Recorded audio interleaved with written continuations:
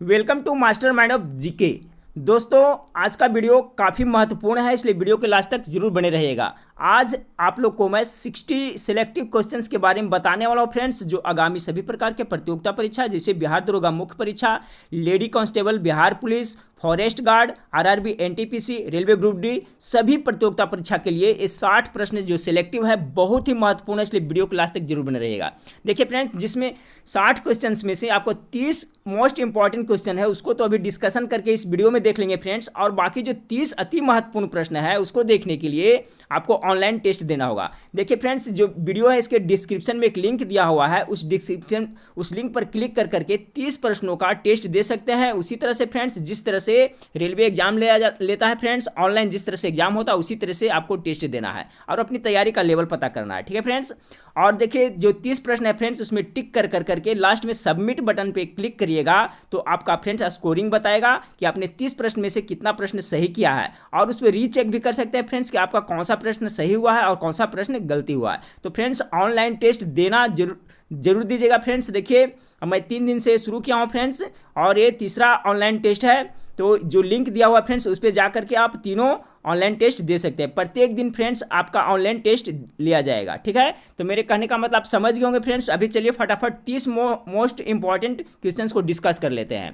Friends, channel पर नए हैं तो चैनल को जरूर सब्सक्राइब कर लीजिएगा, वीडियो अच्छा लगे तो लाइक करना ना भूलिएगा।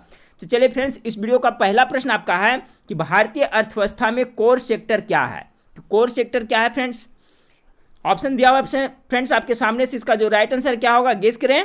इसका राइट आंसर हो जाएगा ऑप्शन नंबर ए, लोहा इस्पात। ठीक है फ्रेंड्स, यह जो कोर सेक्टर के अंतर्गत आते हैं। देखिए भारतीय अर्थव्यवस्था में कोर सेक्टर कितने हैं तो 8 है। इसके बारे में डिटेल थोड़ा सा देख लेते हैं फ्रेंड्स। देखिए याद रखिएगा कि भारत में मुख्य रूप से 8 सेक्टर कोर है। ठीक है, कितने सेक्टर कोर हैं तो 8 सेक्टर कोर है, जिनमें से पहला हो गया आपका पहला हो गया कोयला, दूसरा हो गया कच्चा तेल, तीसरा हो गया प्राकृतिक गैस, चौथा हो गया पेट्रोलियम रिफाइनरी उत्पादक, पांचवा हो गया उर्वरक, छठा हो गया स्टील, और सातवां हो गया सीमेंट, और आठवां हो गया बिजली। ठीक है फ्रेंड्स, तो देखिए स्टील है फ्रेंड्स, स्टील इस्पात है जो कोर सेक्टर के अंतर्गत आता है। आपका सवाल यही पूछा गया था भारतीय अर्थव्यवस्था में कोर सेक्टर क्या है, जिसका जो राइट आंसर हो जाएगा ऑप्शन नंबर ए। ठीक है फ्रेंड्स, तो ये भारत में मुख्य रूप से 8 कोर सेक्टर है, इसे जरूर याद रखिएगा। ठीक है फ्रेंड्स, तो चलिए सवाल नंबर 2 को देखते हैं। सवाल नंबर 2 है फ्रेंड्स, देखिए सही प्रश्न किसी न किसी एग्जाम में पूछा हुआ फ्रेंड्स, इसलिए सभी को जरूर देखें और याद कर ले। पृथ्वी पर ऋतु परिवर्तन के लिए कौन से कारक उत्तरदायी है। ठीक है फ्रेंड्स, तो इसका राइट आंसर क्या होगा। देखिए इसमें विद्यार्थी अक्सर कंफ्यूज होते हैं, तो इसका जो राइट आंसर होगा friends option number D, B और सी, यानी पृथ्वी का सूर्य के चारों ओर परिक्रमा करना और पृथ्वी के अक्ष का झुकाव। फ्रेंड्स, अगर आप इस तरह से अगर प्रश्न आता है और सिर्फ बी ऑप्शन मारते हैं पृथ्वी के सूर्य के चारों ओर परिक्रमा, तो गलत हो जाएगा। तो पृथ्वी पर जो ऋतु परिवर्तन होता है उसके लिए कारक क्या है उत्तरदायी है फ्रेंड्स, तो पृथ्वी के सूर्य के चारों ओर परिक्रमा करना और पृथ्वी के अक्ष का झुकाव दोनों होगा। ठीक है फ्रेंड्स, इसका right answer option number D हो जाएगा। देखिए फ्रेंड्स, ये पृथ्वी का घूर्णन गति से दिन रात होता है। ठीक है फ्रेंड्स, जब पृथ्वी अपनी धुरी पर 24 घंटा में एक चक्कर लगाती है तो उसे पृथ्वी का घूर्णन कहते हैं फ्रेंड्स। और जब है जो पृथ्वी सूर्य के चारों ओर एक चक्कर लगाती है तो उसको क्या कहते हैं, परिभ्रमण या परिक्रमा। ठीक है, तो आपका कॉन्सेप्ट क्लियर हो गया होगा। तो सवाल नंबर 2 का राइट आंसर हो जाएगा ऑप्शन नंबर डी, बी और सी दोनों। चलिए सवाल नंबर 3 देखते हैं। सवाल नंबर 3 है कि रोहिंटन ट्रॉफी किस खेल से संबंधित है। ये भी देखिए एग्जाम में पूछा हुआ प्रश्न है फ्रेंड्स, गेस करें फुटबॉल, हॉकी, क्रिकेट या बैडमिंटन। इसका जो राइट आंसर होगा friends option number C, Rohinton trophy है जो क्रिकेट से संबंधित है। चलिए सवाल नंबर 4 को देखते हैं।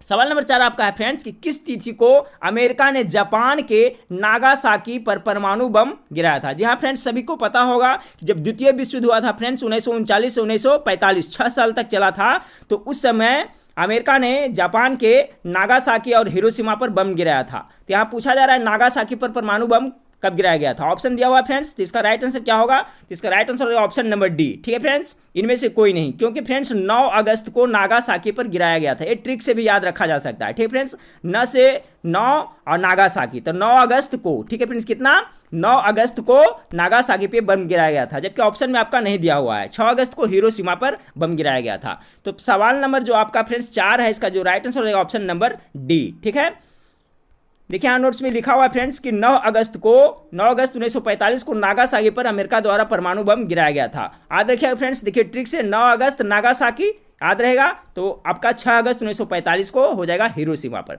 तो सवाल नंबर 4 का right answer option number D हो जाएगा। सवाल नंबर 5 है फ्रेंड्स कि रेशमा बाग किस मुगल शासक ने बनवाया था। बहुत ही इंपॉर्टेंट प्रश्न है, गेस करें। अकबर ने, बाबर ने, शाहजहां ने, जहांगीर ने। सवाल नंबर 5 का जो राइट आंसर हो जाएगा फ्रेंड्स ऑप्शन नंबर सी हो जाएगा, शाहजहां ने। देखिए फ्रेंड्स, शाहजहां ने क्या क्या बनवाया था उसका एक बहुत ही अच्छा ट्रिक है फ्रेंड्स, ये ट्रिक याद रखिएगा तो कभी कंफ्यूजन नहीं होगा। ठीक है फ्रेंड्स, देखिए यहाँ लिखा हुआ है शाहजहां ने क्या क्या बनवाया था, ट्रिक से याद रखें किस तरह से। तो जो ट्रिक क्या है फ्रेंड्स, मत जा रेशमा दीवानी। ठीक है, बहुत ही फेमस ट्रिक है, मत जा रेशमा दीवानी, याद रखें फ्रेंड्स, इससे सभी आपका कॉन्सेप्ट क्लियर हो जाएगा। देखिए, मत जा रेशमा दीवानी, म से मयूर सिंहासन का निर्माण किसने कराया था, शाहजहां ने। त से किसने, ताजमहल का निर्माण किसने कराया था, तो शाहजहां ने। जा से जामा मस्जिद का निर्माण किसने कराया था, तो शाहजहां ने। देखिए रेशमा बाग, यही प्रश्न आपसे पूछा गया था फ्रेंड्स, तो रेशमा बाग का निर्माण किसने करवाया था, तो शाहजहां ने।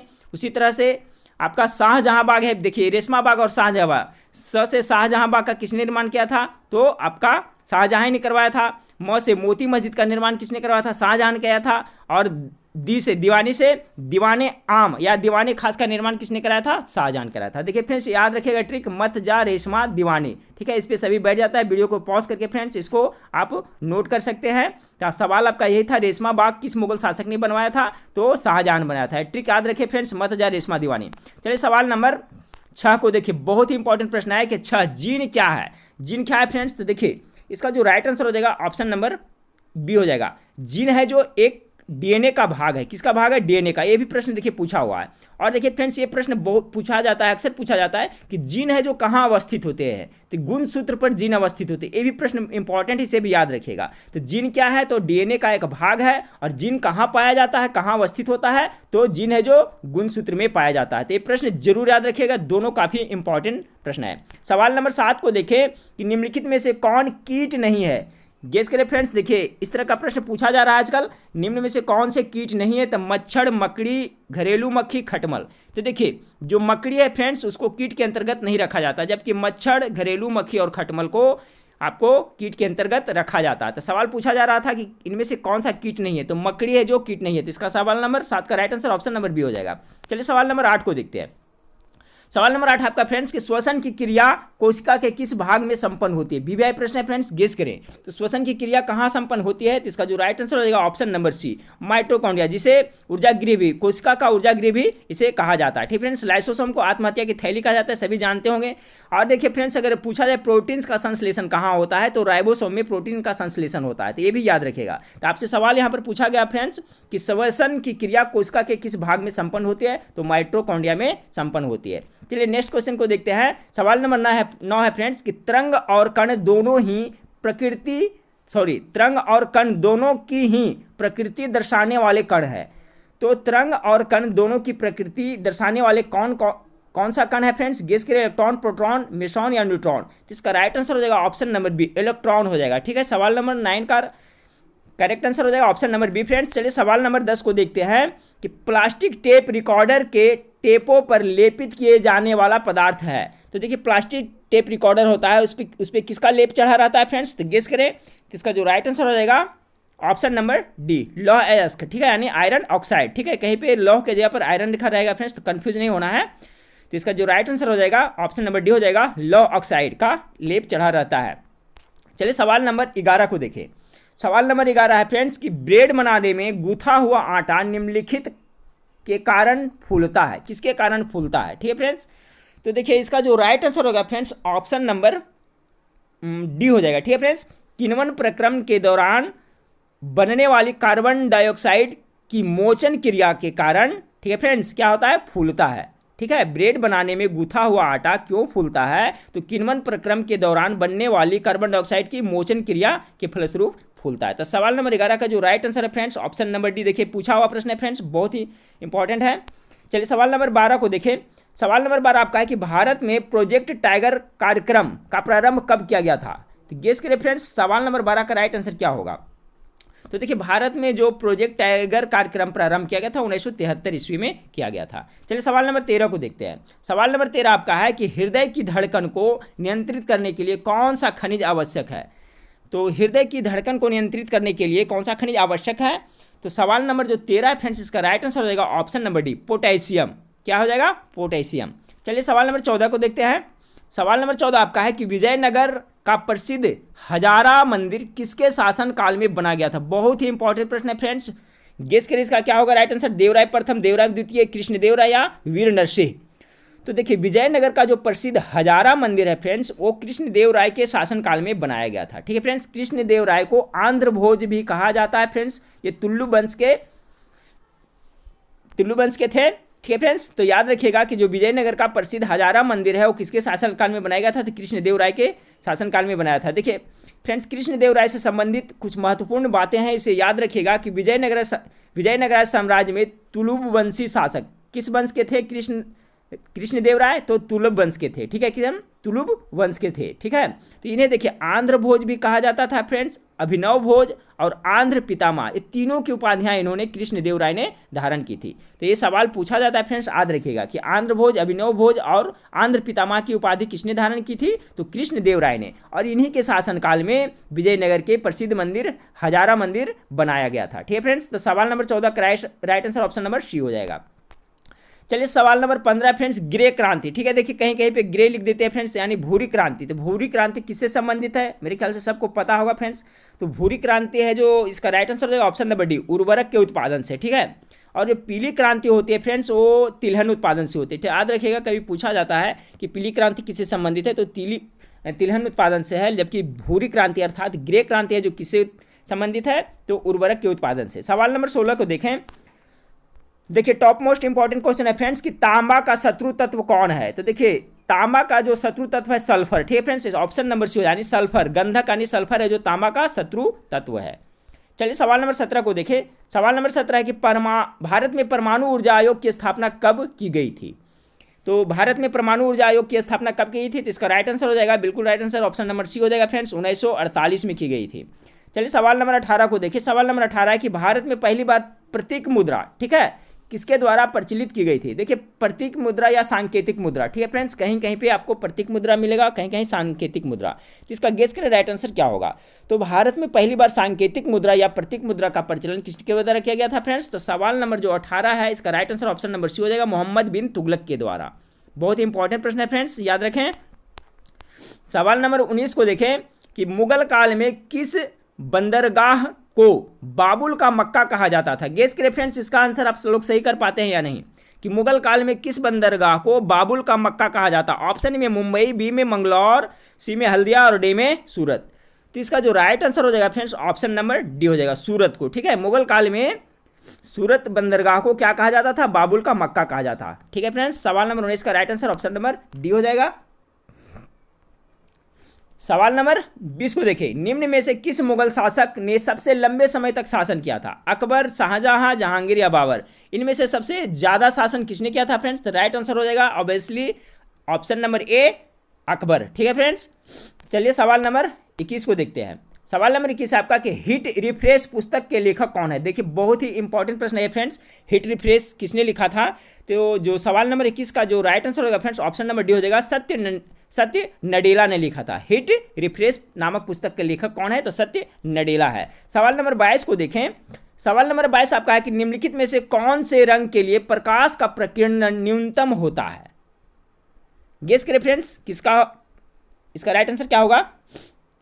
निम्नलिखित में से कौन से रंग के लिए प्रकाश का प्रकीर्णन न्यूनतम होता है फ्रेंड्स। तो इसका राइट आंसर हो जाएगा ऑप्शन नंबर सी, लाल का। चलिए सवाल नंबर 23 को देखते हैं। सवाल नंबर 23 आपका है कि लघु हिमालय स्थित है किसके मध्य में। बहुत ही इंपॉर्टेंट प्रश्न है फ्रेंड्स, ये भी एग्जाम में बहुत बार रिपीट हो चुका है कि जो लघु हिमालय है वो किसके मध्य में, किनके किनके बीच में स्थित है। तो इसका जो राइट आंसर हो जाएगा फ्रेंड्स ऑप्शन नंबर सी हो जाएगा, शिवालिक व महान हिमालय के बीच में लघु हिमालय स्थित है। सवाल नंबर 23 का right answer option number C हो जाएगा। सवाल नंबर 24 को देखें। माना दर्रा कहाँ स्थित है, ये भी बहुत महत्वपूर्ण प्रश्न है फ्रेंड्स, गेस करें। तो सवाल नंबर 24 का राइट आंसर हो जाएगा फ्रेंड्स ऑप्शन नंबर बी, माना दर्रा है जो उत्तराखंड में स्थित है। चलिए सवाल नंबर 25 को देखें। सवाल नंबर 25 है कि जहां पूर्वी घाट और पश्चिमी घाट मिलते हैं वहां निम्न में से कौन सी पहाड़ियां स्थित है। तो जहां पर पश्चिमी घाट और पूर्वी घाट मिलते हैं फ्रेंड्स वहां पे कौन सी पहाड़ियां स्थित है। इसका जो राइट आंसर हो जाएगा ऑप्शन नंबर बी हो जाएगा, नीलगिरी पहाड़ियां स्थित है। कौन सा, नीलगिरी। चलिए तो सवाल नंबर 26 को देखें। चैतन्य महाप्रभु किस संप्रदाय से जुड़े थे। ये भी देखिए बहुत ही इंपॉर्टेंट प्रश्न है, गेस करें कि चैतन्य महाप्रभु है जो किस संप्रदाय से जुड़े थे। पश्चिम बंगाल के थे फ्रेंड्स।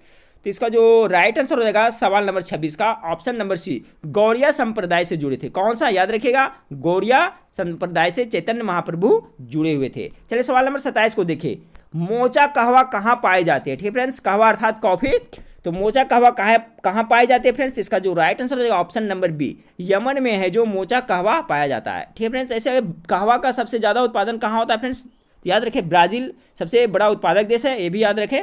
तो मोचा कहवा यमन में पाया जाता है। सवाल नंबर 27 का right answer option number B हो जाएगा। चलिए सवाल नंबर 28 को देखें। हाँ फ्रेंड्स, तो सवाल नंबर 28 देखें। सवाल नंबर 28 आपका कि सर्वप्रथम एसटीडी सेवा किन नगरों के मध्य आरंभ की गई थी।